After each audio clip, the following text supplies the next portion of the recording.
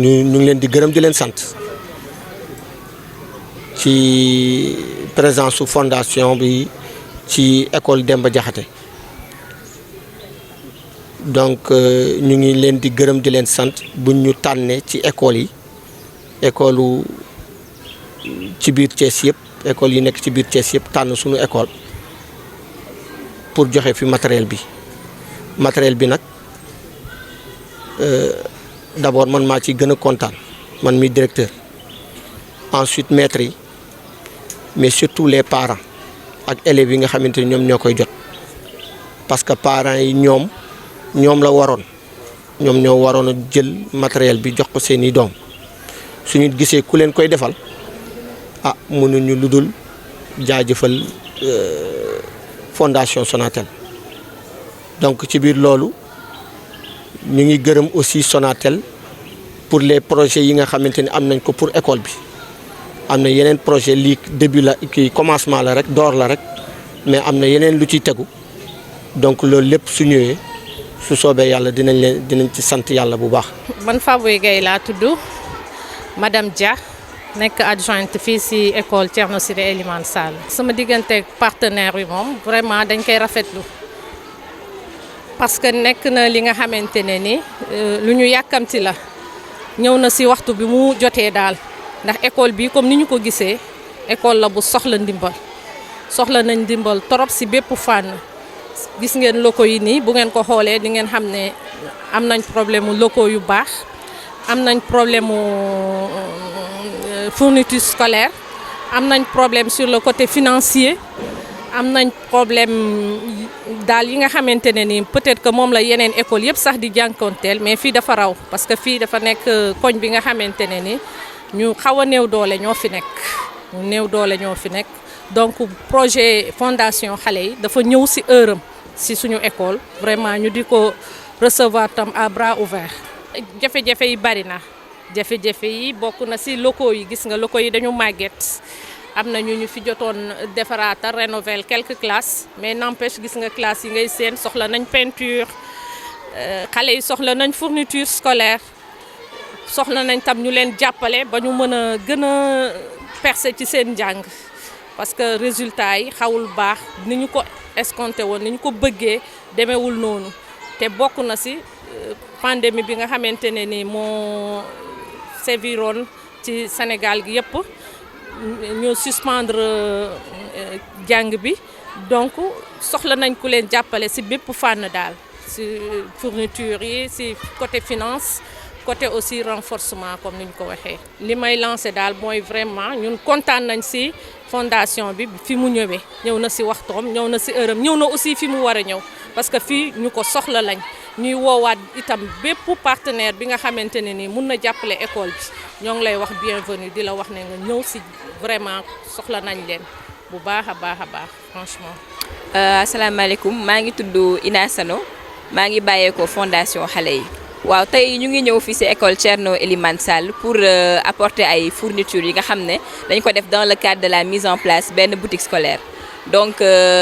loolu mu ngi dugg ci cadre benn projet bu ñuy wax ne laisser personne en rade benn projet bu ñu mëbët fii ci école bi ak ci yeneen 4 écoles fii ci commune de Thiès donc gis nañ ne Covid 19 de am na ay impact yu négatif ci wàllum jàngu xale yi moo tax tey ñu ñëw fi ak projet bi nga xamante ne day jàppale école yi ci boutique scolaire pour xale yu gën a vulnérable ñu mën a am seen fourniture à temps mën a jàng à temps donc ci projet bi ba tey dinañ def ay cours de renforcement pour élèves yi gën a vulnérable am na aussi ay bourses d'inscription pour élèves yi nga xam ne dañu nekk ci famille yi nga xam ne dañu nekk en difficulté ak ay programme d'animation scolaire yu ñu nar a am ak école yëpp yi nga xam ne dañu bokk ci projet bi. waaw école bi nag dañ ko tànn parce que dafa nekk ci zone bi nga xam ne dafa nekk zone bu vulnérable te Covid 19 bi dafa ñëw fekk famille yu vulnérable mu rendre leen plus vulnérable moo tax ñu dañu tànn école yi nga xamante ne nekk nañ ci zone yi nga xamante ne suñ ko implanté impact yi dina mën a baax et que xale yi tamit dinañ ci mën a gis seen bopp. liggéey bi bëgg nañ mu gën a yàgg pour le moment 1 an la ñu am pour projet bi mais bu ñu demee ba projet bi pare 1 an dinañ def évaluation su boobaa dinañu mën a xool ndax dinañ mën a fëgg ci yeneen bunt pour am yeneen financement nga xam ne dinañ mën a continuer projet bi. waaw école bi nag am na ay jafe-jafe ndax comme ni ko suñu collègues yi waxee boo leen gisee déjà effectif bi bëri na donc am nañ ay problème d'effectif am nañu problème effectif yi nga xam ne ñooy nekk ci classe yi am nañu problème matériel problème financier donc ñun ci benn pàcc rek la ñu ñëw mais école yi comme ni nga ko gisee am na yeneen problème yi nga xam ne dañu koy jànkonte. cours de renforcement scolaire nag cours de renforcement scolaire duñu ko nar a taxawalee mooy directeur ak professeurs yi ci boppam ñoom ñooy identifier ci classe yi 10 élèves yi nga xam ne ñoo gën a vulnérable léegi ñoom lañ nar a jël liggéey ak ñoom pendant toute l'année pour rehausser seen niveau ba nga xam ne dinañ am niveau moyen. Voilà, c'est monsieur Sow Abdoulaye,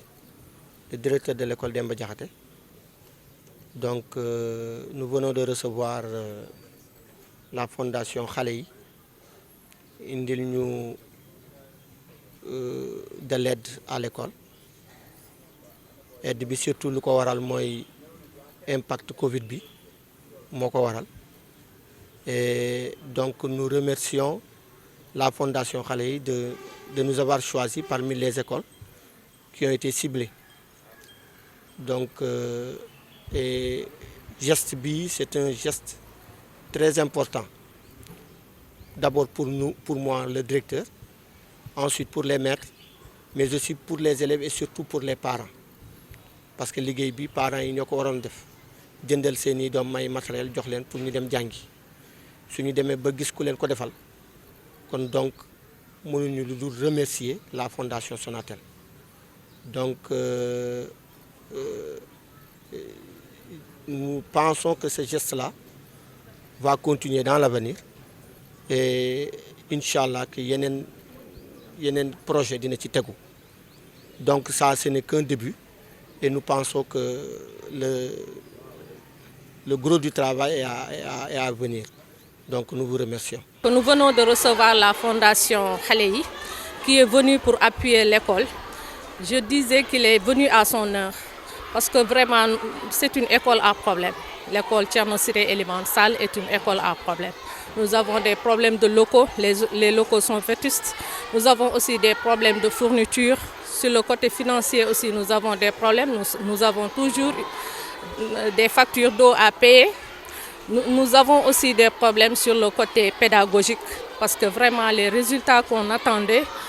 c'était pas fameux du tout. Donc, je peux dire que vraiment, cette fondation est venue à son heure. Elle est venue pour appuyer l'école. Vraiment, on les accueille à bras ouverts. La fondation, vraiment, c'est une bonne initiative. C'est une très bonne même initiative. Parce que cette école-là, même je peux dire même que le quartier, c'est un quartier à problème. Nous vivons dans un quartier où les populations ont vraiment d'énormes difficultés sur le côté financier. Donc si nous avons un projet qui est là pour aider financièrement à fournir aux élèves des fournitures et à les aider à continuer leurs études, surtout à faire des cours de renforcement, vraiment je vais dire que ce projet est venu à son heure. On les accueille aussi à bras ouverts. Je suis Inassane de la fondation Xale yi et aujourd'hui nous sommes présents à l'école Thierno Elimane Sall dans le cadre d'un projet que nous mettons en œuvre avec 4 autres écoles de la commune de Thiès. Donc ce projet est dénommé Ne laissez personne en rade et a pour objectif de réduire les impacts, de participer à la réduction des impacts négatifs de la Covid-19 sur l'éducation des enfants. Donc, comme on l'a tous vu, la maladie à Covid-19 a eu beaucoup d'impact dans le domaine scolaire et a mis en marche beaucoup d'élèves. Donc, dans ce cadre, nous sommes venus ici à l'école Thierno Elimane Sall avec aujourd'hui des fournitures pour la mise en place d'une boutique scolaire qu'on a proposée à cette école afin de permettre aux élèves qui sont les plus vulnérables de pouvoir avoir accès à leurs fournitures et de démarrer les cours à temps. Donc, toujours dans le cadre de ce projet, nous allons travailler avec la direction et les professeurs pour organiser des cours de renforcement scolaire pour les élèves qui ont des niveaux les plus bas, ainsi que des concours de génie en herbe et à l'issue une cérémonie d'excellence pour primer les meilleurs élèves. Donc on a choisi les écoles, dont cette école Thierno Elimane Sall, vu son implantation dans une zone vulnérable. Donc comme vous l'avez vu, l'école est implantée dans une zone populaire et il y a des familles qui sont vraiment en difficulté. Cela met à risque l'éducation de certains enfants. C'est pour ça qu'on est venu dans cette zone afin d'aider le maximum d'enfants à pouvoir jouir à leur droit d'éducation.